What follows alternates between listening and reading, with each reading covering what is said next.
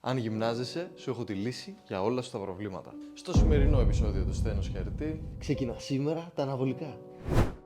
όπου θα δεις τεράστια αύξηση στη δύναμή σου, καθώς και τεράστιες εναλλαγές στην ψυχολογία σου. Αφού έρευνες δείχνουν ότι μπορεί να προκαλέσουν ακόμα και κατάθλιψη. Και πάρα πολλά νεύρα.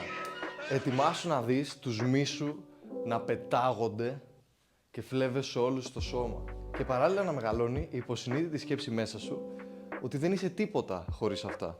Ότι αν τα σταματήσεις θα συρρικνωθείς και θα γίνεις το αδύναμο ανθρωπάκι που ήσουν και πριν. Ετοιμάσου να βγεις στην παραλία με φέτες κοιλιακούς και όλη σου η ζωή να είναι η γυμναστική, η διατροφή και ο καθρέφτης. Ενώ παράλληλα δεν θα σε ευχαριστεί ποτέ αυτό που βλέπεις. Και το καλύτερο απ' όλα, να είσαι έτοιμος να δεχτείς τα μεγαλύτερα μπράβο. Και τα πιο τραγικά νέα από τον γιατρό σου όταν θα σου λέει ότι ή τα σταματάς ή σταματάει η ζωή σου. Καθώς πλέον είναι γνωστό τα πολλά προβλήματα που προκαλούν στην καρδιά και σταματούν την αυτόματη παραγωγή τεστοστερόνης, έχοντας συνηθίσει την εξωγενή. Δεν είναι το θέμα να κράξουμε τους ανθρώπους που χρησιμοποιούν αναβολικές ουσίες. Το θέμα είναι να καταλάβουμε ότι η χρήση των αναβολικών ουσιών έχει τεράστια αρνητικά. Και πριν οποιαδήποτε απόφαση για χρήση, θα πρέπει να τα ζυγίσουμε με πολύ προσοχή. Δεν αντιμετωπίζουμε τους χρήστες αναβολικών ουσιών ως άτομα που χρειάζονται βοήθεια, αλλά τους λέμε και συνεχώς μπράβο και θέλουμε να γίνουμε σαν αυτούς. Δεν ξέρω αν συμφωνείτε με όλα αυτά,